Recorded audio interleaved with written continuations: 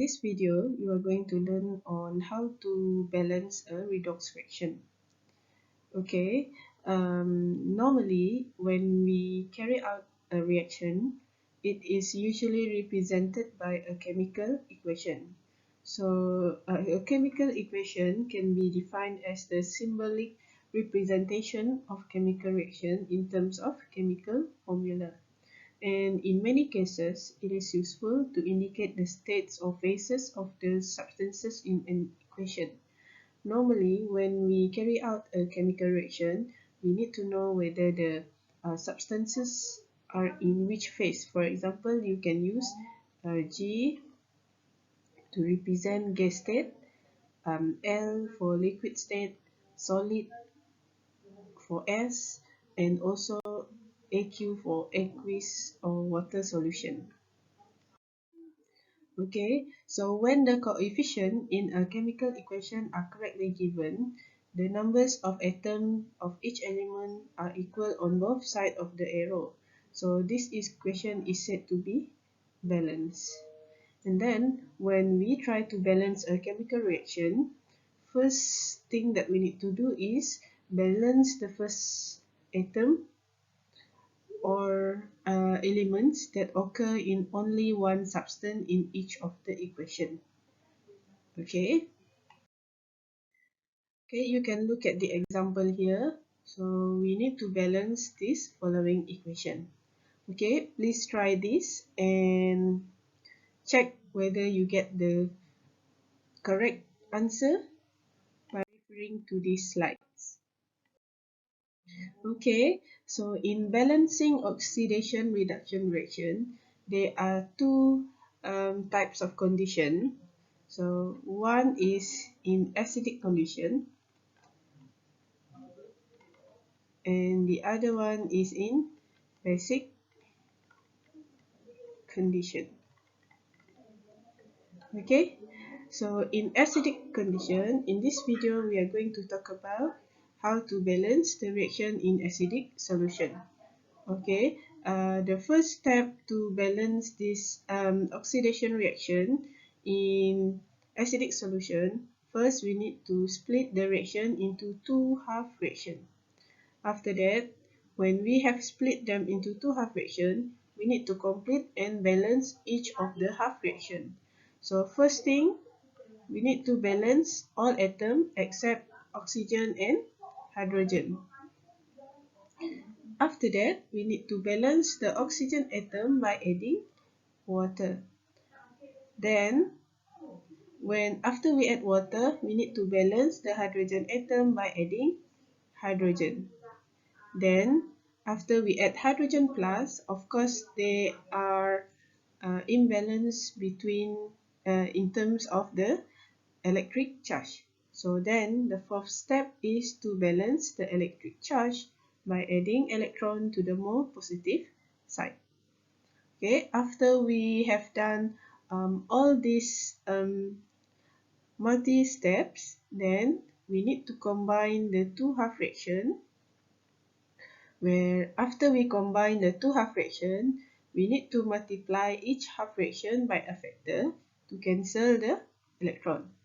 And then after we cancel the electron, we cancel the species that occur on both sides and reduce the coefficient to smallest whole number. Okay, let's take a look at the example here.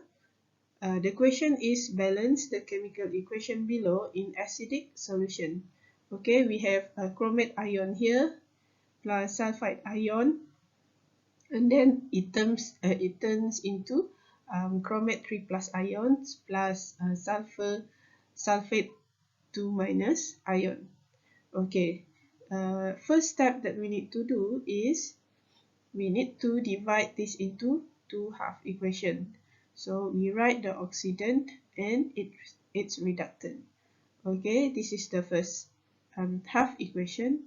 Okay, from chromate 2 minus to chromate 3 plus, and then from sulfide 2 minus to sulfate 2 minus. Okay, what we need to do is balance with respect to the atom which is undergoing a change in oxidation. state. Okay, if we look at this, the first half equation, we notice that this chromium has a change in oxidation state. Okay, you can use your prior knowledge on calculating the oxidation state to calculate this CR's oxidation state. Yeah. So in this case, if you look at this equation, we have chromium. We have two chromium here. So at the second part, we need to add two chromium in order to balance this. And then after that, at the second half equation, okay, we need to look at atoms other than oxygen and hydrogen. Okay, in this case, both sides having the same number of sulfur. So we don't need to add any coefficient to the sulfur. After that, the second step is we need to balance the oxygen atoms by adding water. Okay, if we look at the chromate 2 minus ion here, okay, we will get 2 chromate 3 plus, and then we add 7 H2O because we have 7 oxygen here, so we need to add 7 H2O.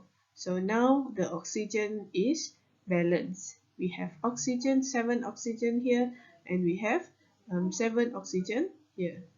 And then at the second half equation, we have sulfide, 2 minus plus H2O, because we have 3 here and then we have 4 at this side.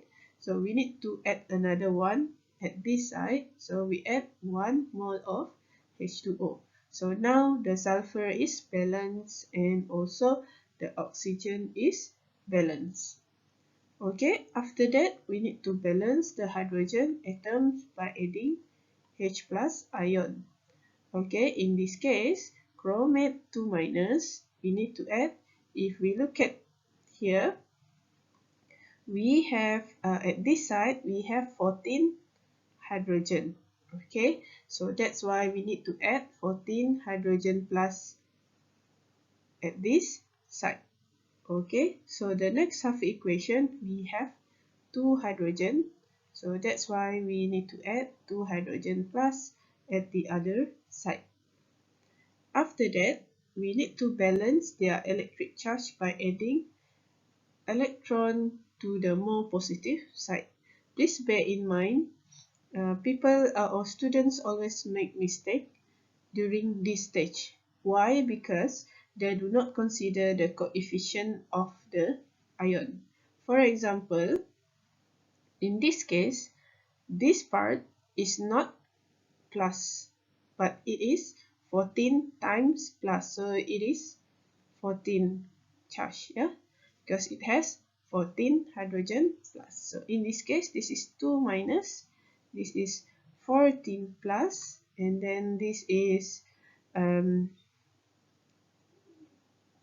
6, 2 times 3, it is 6 plus, and then this is 0. Okay, so if we 14 minus 2, it is 12. Okay, 12. So we have 6 here, we have 12 at this side.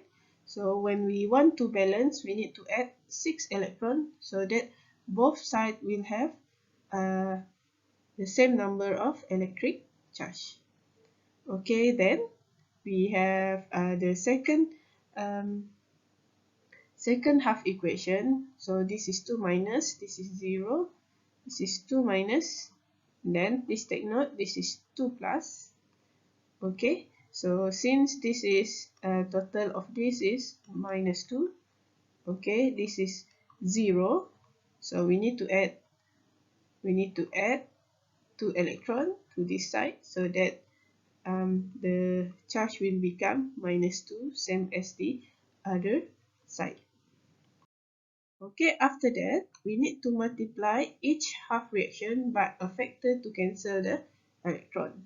Okay, in this case, we know that the first half reaction has 6 electrons. The second half equation has 2 electrons. So we need to make them the same number so that we can cancel them. So we need to times by 3.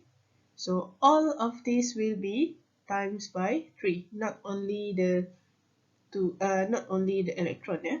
Okay, so this the first half equation remain the same because we do not multiply it with any number. But the second half equation, it has changed because it has 3 coefficient here due to the multiplication with the 3. So we get 6 electron. Then this 6 electron can be cancelled with each other. And then we need to also reduce the coefficient to the smallest whole number. Okay, in this case we have 7 H2O. Here we have 3 H2O. So the total number of H2O will become 4 here. Okay, so we don't have chromium, so it remains the same. But if you look at the hydrogen plus, 14 here and 6 here, so we don't 14 minus 6 become 8, and then plus no more electron, so straight away to this arrow, and then we get 2 Cr3 plus 4 H2O. So this is the first half equation. What about the second one?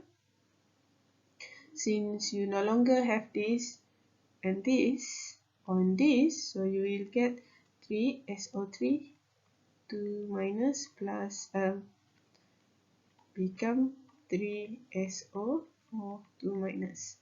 So what will happen? We add these two. We add both of them, so it will become like this, yeah. Okay, here, then we add this, and then we have this one, and then this one.